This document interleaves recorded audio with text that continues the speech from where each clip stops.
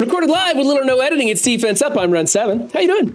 Today we're going over FU 711. Actually changed his name to Kung Fu 711. Friend of mine in Discord, we talk all the time, threw up his defense for me to cover today, and we're going to go over it. We grade on 5 different criteria. It's who you're using, their placement, their power levels, their ISOs, and what kind of mood I'm in. If you enjoy this content or the daily recap videos or just my stream recycles, be sure to hit that subscribe button for more videos. The like button's down there for your pleasure as well. Team number 1 is the Black Order, an oldie but a goodie. This is kind of a filler team. They're not even a big hammer to hit things with anymore. Let's just take a look at them. We got Stryker on Cull Obsidian. That's fine. He also works well as a Raider. Skirmisher Stryker on the Married Couple. I like it. Thanos as a Raider. That's something I'm thinking about switching him over to as well. And Skirmisher on Ebony Maw for that extra focus boost. Works great when people used to be bringing that Phoenix into this team. The placement is a little weird for me. I like Thanos next to Cull Obsidian, triggering splash damage on mirror matchups and others. It's always a good way to go. Having Proxima Midnight next to Cull Obsidian is a bad idea. Same thing with Corvus Glaive. They tend to die a little bit easier. And if you take one of them out, it's a little bit more than debilitating the team by 20%. It's more like 25% because they combo with each other so well, and removing one of them removes that combo. So I really like Thanos next to Cull Obsidian, but otherwise I think it's fine. I don't think there's any reason to invest in this team any further. You probably over-invested in Ebony Maw, but whatever, what's done is done. I'm going to go A- for this team. Just that little placement tweak is all we need. Team number 2 is the new and improved Mercs with Black Bolt and Yo-Yo. Let's switch this up. I really like putting these underworld characters into the Merc team nowadays. You don't need to have a heavy investment in Kingpin to make him boost up Taskmaster a whole lot more. There is a huge placement discussion going on that team.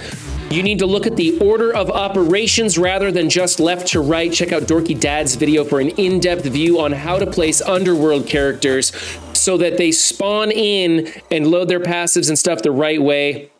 Very good video there by Dorky Dad and friends. So Taskmaster on the far left is good as a skirmisher. I like that. You've got Riot Guard and Lieutenant in here. They are becoming less and less valuable as those underworld characters become more and more valuable, but they're good.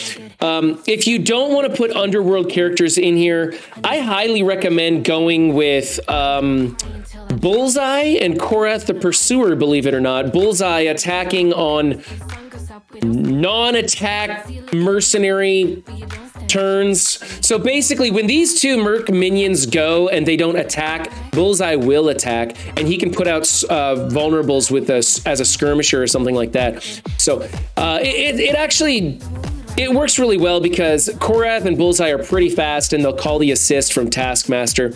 You're losing a lot of speed by having people in here that don't have underworld or mercenary tags on them. However, the burp from Bullseye is really good. I don't think it's worth putting Yo-Yo in here, especially when you have a protector already on the field. She's not doing much other than comboing with Black Bolt, and Black Bolt's moving slower than molasses.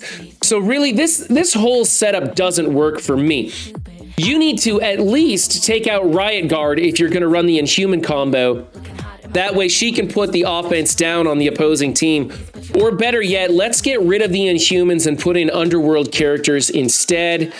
I don't really like Riot Guard. I think he's slow, and I think you're better off switching it up with Bullseye in there, or Korath. Korath opening up real fast and drawing that assist from Taskmaster. Lots of options. Really don't like who's being used here. I'm going to go C- on this team. I want to see you do something completely different. Team number 3 is... wow, collection of stuff here. We have Brotherhood with Auk and Ultron. Okay. Okay, we got 2 strikers, 2 people putting out vulnerables, but those 2 people aren't putting out a lot of vulnerables. I would like to see you change Juggernaut to a Raider. I think that Blob is being wasted as a striker on this team because there's not enough disrupts on the field or vulnerables on the field for him to attack into. Blob's pretty slow in today's field. I like. Oh man, I just really don't like who you're using, to tell you the truth. I think Doc Ock could be better used elsewhere. I mean, look, you've got Deflex going from Doc Ock and Blob onto each other. I think that's a little bit of an overlap and should probably be spread out differently, like swap places with Magneto maybe. So Magneto's getting a lot of Deflex, or better yet, put Juggernaut in the middle with Blob and Doc Ock in the back row. So Juggernaut's getting 2 Deflex, making him really tough to get through when he ends up picking up that taunt.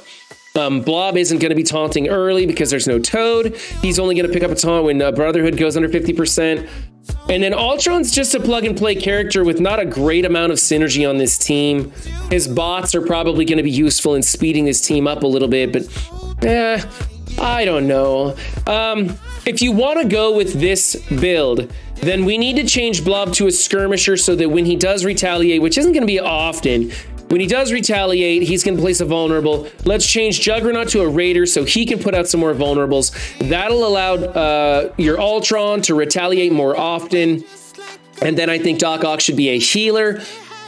And yeah, I think that's probably the way to go. But honestly, I think we should be using a whole different composition here. Get Toad in here if you want to use Blob. That combo is great because that taunt opens up so early.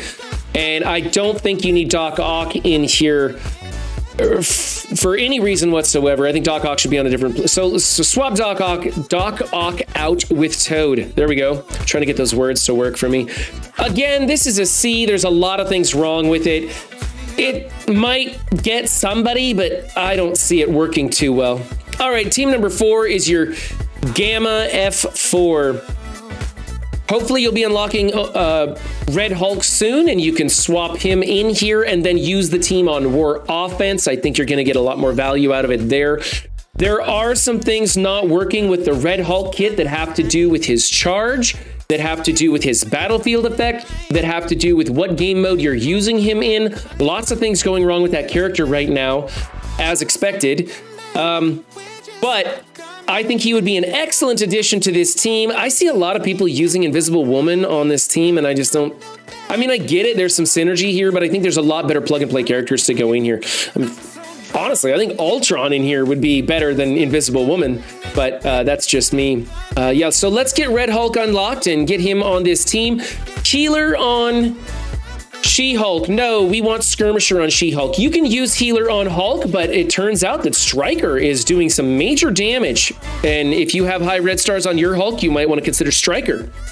Purely because he's taking a lot of turns, he's going in for assists, he's counterattacking a lot, so Stryker's a real option there.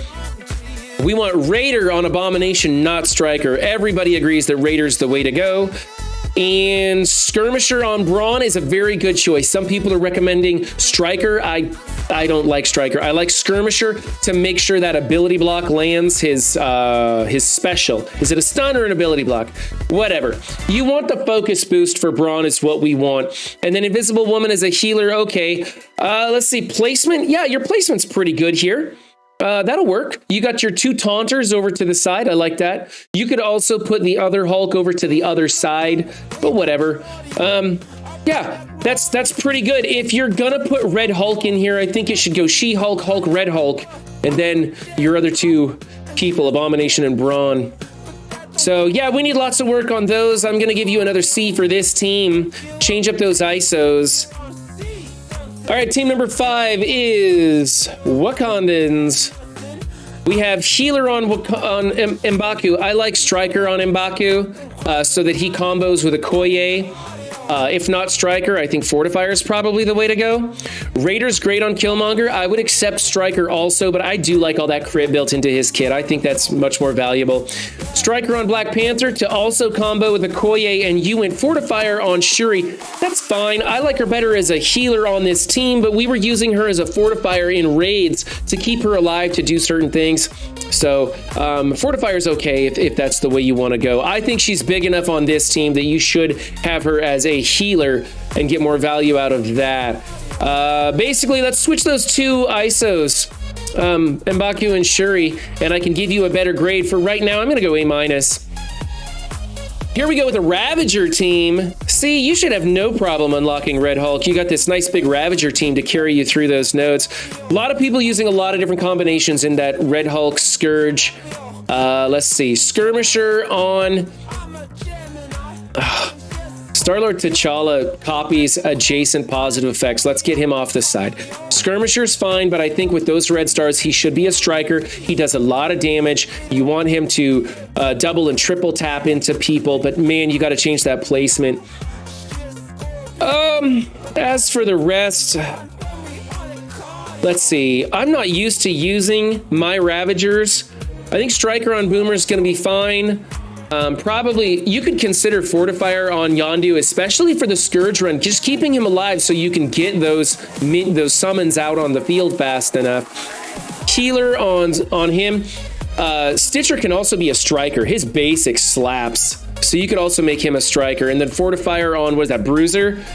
Yeah, that works for me. Honestly, I'm not excited with the rest of the Ravager team, but what really needs to happen is the placement with T'Challa, and I think that he really should be a striker. That's going to be good enough. Yeah, I think change Yondu's. I don't know if Yondu needs to be Skirmisher or not. Skirmisher's a good fallback, though. All right, we're going to go with a B+ on that. That placement swap is detrimental to this team. Team number 7, Young Avengers, you're speeding up Miss Marvel and Squirrel Girl. I really like speeding up Kate Bishop and Echo, but a lot of people like doing it this way too. There's so many variants because of what's attacking into your team, so watch your history, see what's working, see what isn't working, and decide accordingly. The big thing here is that you should not be using Squirrel Girl as a raider. She needs to be a healer or a striker. I prefer healer. A lot of people like to go striker. I wouldn't dock you for that choice. And I like Kate Bishop as a skirmisher to make sure those blinds stick. And then you have the rest of the ISOs good enough. You could go Raider on Echo. Yeah, but I don't dock people for striker. But man, Raider on Squirrel Girl? Like, why? Just for that one AoE? Nah. She needs to be striker or healer. I'm going to go A- on this team. Team number 8 is your Asgardians. You broke up. No, you still have the 3-piece. Okay, so there's 2 factions here. Some people like to break up the 3-piece of Thor, Mighty Thor, and Valkyrie so that they are not in a triangle. And that means you move like Valkyrie or Thor next to Sif. The other camp is this positioning where you have Heimdall next to Sif taking up the splash damage. The more I go into this team, the more I'm moving away from this build and thinking that you should put one of those 3, Mighty Thor, or Valkyrie next to Sif. Depends on your power levels. Like, you've got Valkyrie in that teal gear. She could probably take hits better than Mighty Thor, or maybe even better than Thor. So it's kind of up to you, but I'm kind of leaning towards that. I'm not going to dock you for the placement at this time because this is kind of a new subject that we're talking about. Sif is looking like she needs to become a fortifier at the high levels. Raider works. Raider on everybody works. You can also put Striker on the 2 new girls, but it looks like everybody's kind of coming to the conclusion that Raider on them as you build them up for that crit damage is what's really causing problems in matchups. So I'm going to give you the A for now, but watch the way the wind blows and see if you want to move somebody over next to Sif, trading places with Heimdall. See if you want to change Sif to a fortifier or not. All right, moving on to team number 9 is Madeleine Pryor and friends. I'm liking this team less and less, but you do have them built up big, so you can catch people off guard. You don't need Fortifier on Stripe. That gives you no value whatsoever. You want to make him a healer, probably, and that's just because he doesn't have a lot of synergy with any of the other ISOs. So I change him to a healer because everything in his kit now does what the Fortifier ISO does. Until we get to Fortifier 2.5, and I don't think he's going to be a candidate for that early nonsense.